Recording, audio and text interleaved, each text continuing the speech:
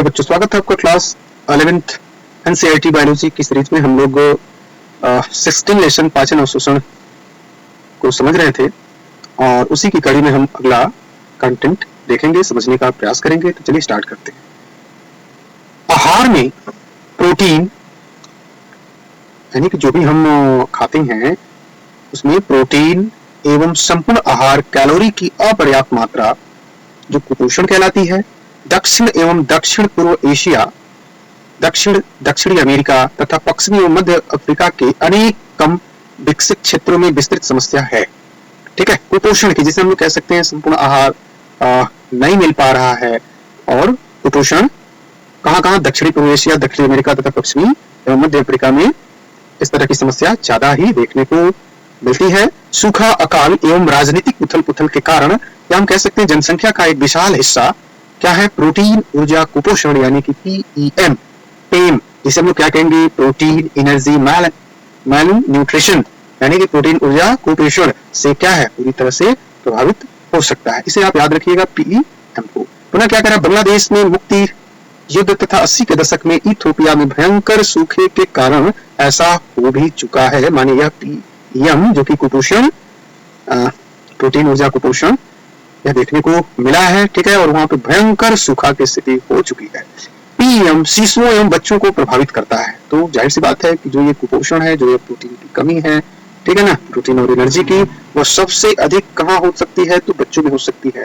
ठीक है, बच्चों में क्यों हो सकती है, तो बच्चा तो यह जानता नहीं है कि उसे कितनी ऊर्जा की आवश्यकता पड़ती है, उसे कितना खाना चाहिए।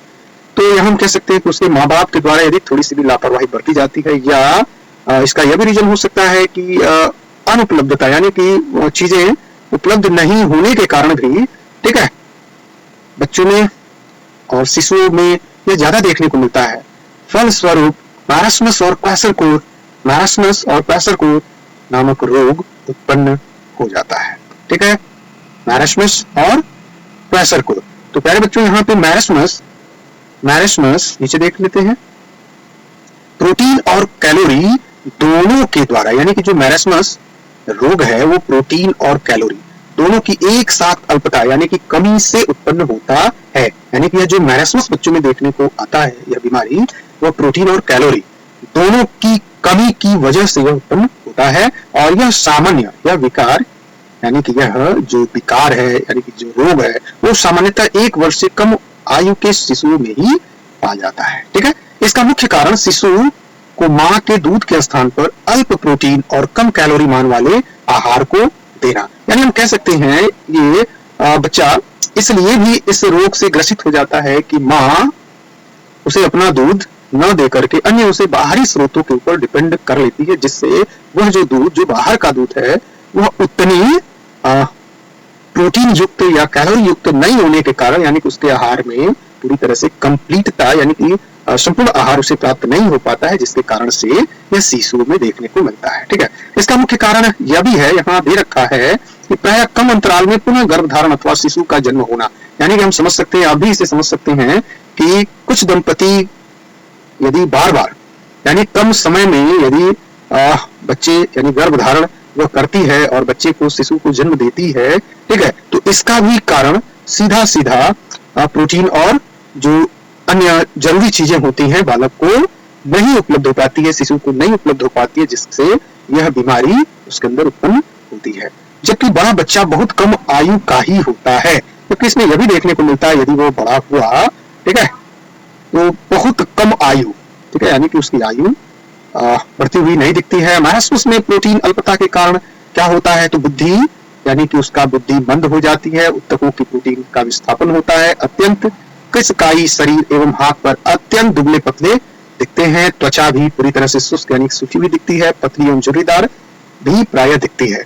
वृद्धि की दर एवं शारीरिक भार बहुत अधिक घट जाता है। फलस्वरूप मस्तिष्क की वृद्धि एवं विकास भी बहुत अधिक मंद पड़ जाती है, स्लो हो जाती है, और वह मानसिक क्षमता भी यानी उसकी मानसिक क्षमता भी असंतुलित हो जाती है।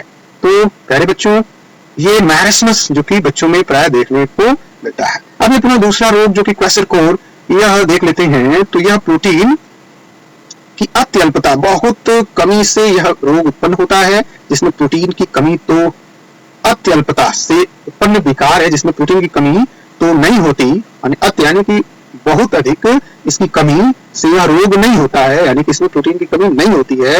या 1 वर्ष से अधिक आयु के बच्चों का पोषण मां के दूध के स्थान पर उच्च कैलोरी परंतु अल्प प्रोटीन वाला आहार देने से होता है। ठीक है, मायोसिस की तरह ही क्वाड्रिसेप्टर में भी मांसपेशियां लटक जाती हैं, हाथ पैर पतले हो जाते हैं, वृद्धि और मस्तिष्क का विकास अवरुद्ध हो जाता है, मतलब रुक जाता है।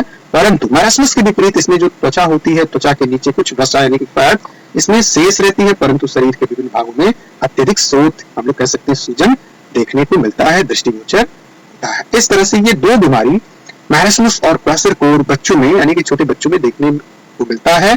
और यह किस कमी से देखने को मिलता है? तो प्यारे बच्चों, अभी हमने इसको समझाया कि प्रायः जब हम एक में मायोसिस में प्रोटीन की कमी होती है, क्वाड्रिसेप्टर में प्रोटीन की कोई विशेष कमी नहीं होती है, इसमें बच्चे को कम कैलोरी और अल्प प्रोटीन वाला आहार देने के कारण यह उत्पन्न होती है। तो प्यारे बच्चों, इस तरह से हम लोगों ने पाचन और अवशोषण की सीरीज को समाप्त किया। अब हम लोग नेक्स्ट अगले चैप्टर की चर्चा करेंगे। तब तक के लिए धन्यवाद।